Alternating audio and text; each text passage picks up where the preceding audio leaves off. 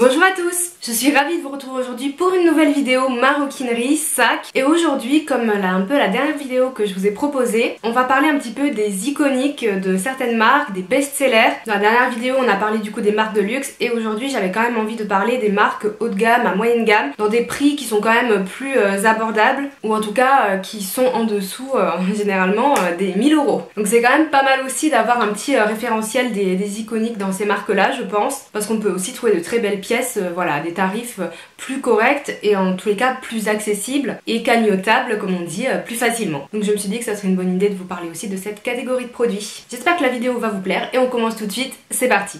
Donc j'ai référencé une dizaine de marques comme d'habitude et je vais vous dire quels sont les sacs best-sellers de ces marques, ceux qui se vendent le mieux, qui sont le plus intemporels, en prenant en compte le fait que sur ces marques haut de gamme, moyenne gamme, il y a quand même très peu de chances que vous puissiez faire une plus-value à la revente. Sauf si ce sont des sacs top tendance à ce moment-là et qu'ils sont dans un état parfait, sinon ils décotent en fait automatiquement. Même sur les marques de luxe, il y a déjà beaucoup de modèles qui décotent en seconde main, mais alors sur ces marques-là, encore pire si je peux me permettre. Donc pour moi, on fait plutôt ces achats pour nous, pour les garder, pour les utiliser, plutôt que de penser éventuellement à faire un investissement. Mais les tarifs sont aussi plus abordables. On va commencer tout de suite avec la marque The Couples. J'ai un petit peu hésité sur The Couples parce qu'on peut dire qu'ils ont des modèles iconiques qui sont plutôt récents, parce qu'avant ils se lançaient pas forcément trop dans la maroquinerie, même s'il y avait des modèles etc.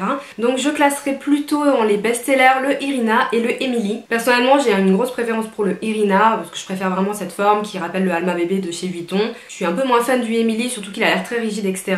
J'ai eu des échos très divers sur The Couples, de votre part d'ailleurs. Des personnes qui sont très satisfaites de la qualité, agréablement surprises on va dire de la qualité, et d'autres qui ont trouvé que la qualité était bof. Personnellement je reste un peu mitigée vu que j'ai pas de sac, je peux pas vraiment juger, mais de ce que j'ai pu voir, expérimenter, toucher, des avis que j'ai eu, c'est vrai que c'est un petit peu mitigé, donc à voir. Le Irina qui a un style beaucoup plus fashion, qui est vraiment dans la tendance petit sac, même s'il y a plusieurs tailles, et le Emily qui est beaucoup plus structuré et qui est un sac je trouve qui passe autant le jour que le soir, d'ailleurs les deux. Donc voilà pour ces modèles iconiques. Ensuite on va parler de la marque Longchamp. Longchamp c'est vraiment une marque haut de gamme très classique, hein. Là on est vraiment dans le classique, mais qui a quand même des bons intemporels. Donc évidemment le fameux sac pliage, le Kaba, que tout le monde a, moi-même je l'ai, ou tout le monde a eu. C'est un sac que j'aime beaucoup parce qu'il est très léger, très fonctionnel. Également les sacs de voyage pliage sont top, moi j'en ai un et je m'en sers tout le temps. Mais on a aussi le sac Roseau qui est un sac beaucoup plus structuré, classique, dame presque, mais qui est vraiment un best-seller de la marque Longchamp. Et si vous cherchez un petit peu ce genre de sac pour le travail etc, le Roseau c'est plutôt une valeur sûre et en plus je trouve que la qualité est plutôt correcte. Ensuite on va parler de la marque Michael Kors. Alors gros débat, personnellement c'est une marque que j'ai beaucoup aimée il y a plusieurs années, mais ça m'est vraiment passé. Voilà, personnellement je me dirigerai plus du tout vers cette marque et ces sacs là. Je trouve que la qualité laisse à désirer selon les modèles, notamment le cuir Saffiano, c'est un cuir dont je suis plus très fan. Après il est très rigide, il se salit pas, donc c'est plutôt pas mal. Et là clairement moi je mettrais le modèle Selma. Je mettrais même pas les Kaba Michael Kors, les Kaba Jet Set. Déjà pour raison personnelle, c'est à dire que moi j'en avais un et j'ai galéré, j'ai mis littéralement 1 an à le revendre. Je l'ai vendu à très peu de temps à un prix totalement cassé, à même pas 50%, moins encore du prix alors qu'il était nickel. Donc c'est plus vraiment un modèle très recherché, c'est Kaba. Par contre je trouve que le Selma a une forme sympa, je l'ai toujours aimé, j'ai toujours voulu en avoir un. Voilà, j'en ai pas fait l'acquisition, maintenant c'est plus dans mes objectifs, mais je trouve que cette forme est très féminine et que le sac en lui-même est quand même très beau. Et également j'ai vu un peu sur le marché de l'occasion, je trouve que les Selma se revendent un peu mieux que les autres. Ensuite chez Lancel qui est une marque haut de gamme, évidemment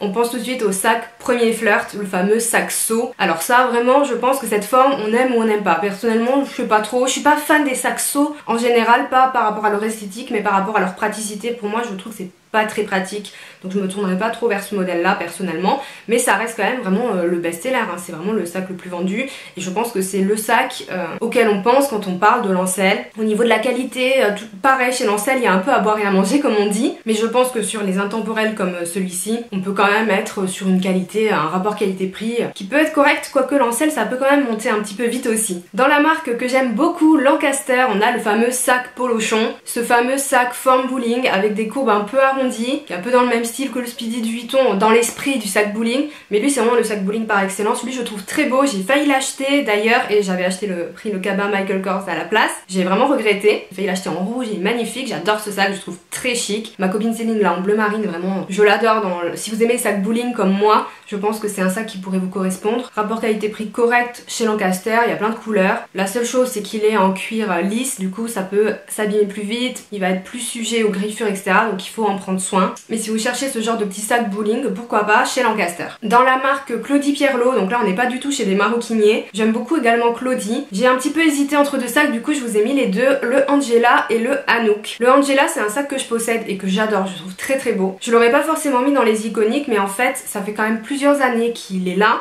que la marque Claudie le décline en plusieurs tailles, plusieurs couleurs, plusieurs matières. Et au vu justement de ces déclinaisons et le fait qu'il perdure dans les collections, pour moi il y rentre clairement dans les best-sellers, les classiques. Et également le Anouk qui a été lancé il y a quelques années chez Claudie et qui lui a été lancé pour être le sac best-seller. Donc pareil, plusieurs tailles, plusieurs couleurs, et lui il a été lancé pour ça. Personnellement j'aime un peu moins la forme du Anouk, enfin je sais pas, c'est un peu moins mon truc, mais je trouve beau quand même, mais voilà. Mais les deux best-sellers chez Claudie. Sachez que moi j'ai le Angela en cette matière un peu suédine, donc oui c'est fragile, mais il tient quand même bien la route et il est surtout magnifique, j'ai beaucoup de compliments quand je le porte. Chez Mage, le fameux sac M avec les franges, qui a grand succès aussi, pareil, couleur, matière, même des déclinaisons à la place des franges avec des petits volants, avec des œillets, des clous, on a vu à toutes les sauces le M. Donc valeur sûre également chez la marque. Pour la revente, je sais pas trop, je sais que les classiques en Suède avec les franges décotent vite, mais si vous partez sur des modèles en cuir ou avec peut-être des coloris un peu originaux et qui sont en bon état ou des éditions limitées, des collections, là peut-être que vous pourrez faire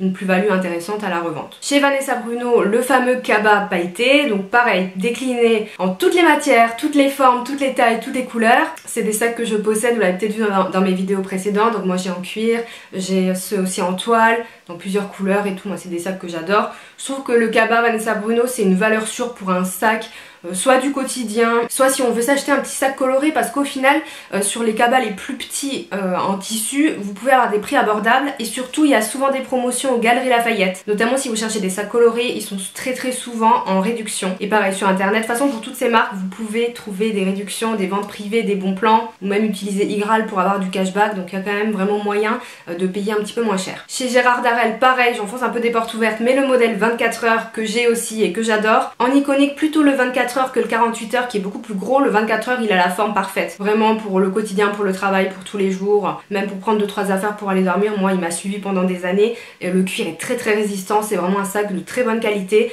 Je trouve qu'il est un petit peu cher, quand je l'ai payé vraiment il est à plus de 300 €, enfin moi je l'ai payé plus de 300 € à l'époque, c'était il y a 10 ans, mais il me semble que c'est toujours le cas. Vraiment je me suis dit waouh là ça commence à faire cher, mais vu comment je l'ai rentabilisé, j'en suis vraiment contente et convaincue. Pareil, souvent beaucoup de promotions Galeries Lafayette pendant les soldes sur ce modèle. Chez Jérôme Dreyfus, le Billy, c'est vraiment le sac incontournable. Ce sac en cuir bullé absolument magnifique, qui est aussi increvable. Il faut aimer plutôt les grands sacs, il me semble qu'il y a plusieurs tailles, mais ça reste quand même un sac imposant. Ça va être un sac qui est lourd, notamment le cuir bullé, c'est très lourd. C'est beau, c'est résistant, c'est souple, c'est très agréable, mais ça pèse son poids. Par contre oui, si vous aimez les sacs fourre-tout et ce style qui est un petit peu casual, bohème, qui est très décontracté au final, qui peut faire un peu bobo parisienne aussi, je trouve que voilà, c'est vraiment un sac qui a de la gueule. C'est ouais, voilà, c'est le sac dégaine en fait, voilà, je cherchais le mot. Chez Marc Jacobs, compliqué pareil de définir un best-seller, mais je pense que le sac qui s'est positionné en best-seller, qui est sorti il y a pas très longtemps, c'est le Snapshot Caméra, voilà, ce petit sac qu'on a vu partout sur toutes les influenceuses etc.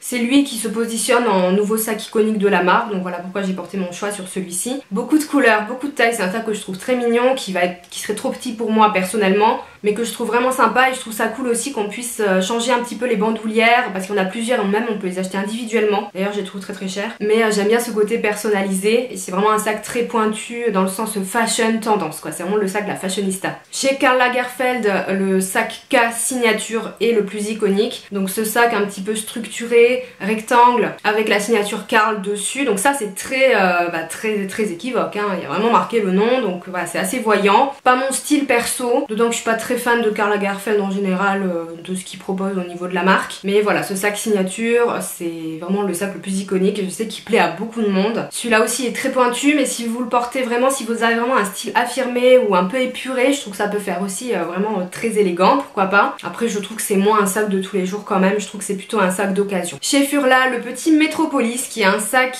très mignon, pareil il me semble qu'il y a plusieurs tailles, beaucoup de couleurs aussi. Il est assez cher à l'achat neuf je trouve pour ce que c'est. Cependant on vous l'avez partout en vente privée. Moi je suis sur Zalando privé, Bazar Chic, souvent j'aime bien regarder ventes privées et il y a souvent des ventes sur là et c'est ça qu'il y est tout le temps. Donc clairement vous pouvez l'avoir beaucoup moins cher. Mais ça c'est un petit sac qui est vraiment mignon. Je trouve particulièrement joli pour le soir ou pour des occasions, mais aussi en journée si vous aimez bien les tout petits sacs. Il peut apporter justement cette touche un petit peu élégante, un petit peu féminine à une tenue simple, jean, t-shirt, blazer, basket par exemple. Bon ça c'est totalement moi, pas du tout objective avec cet exemple. Même avec un trench ou un manteau et tout, voilà, c'est le petit sac qui passe, donc pourquoi pas. Et on termine avec Zadig et Voltaire et le fameux sac Sunny. Pareil, le sac bowling, le sac un peu fourre-tout, qui est aussi en cuir assez résistant. C'est un sac sur lequel j'ai lu beaucoup d'échos positifs justement sur sa durée de vie qui est très très longue même s'il est malmené, donc je pense que ça peut être aussi un très bon achat sur la durée. Son style est assez...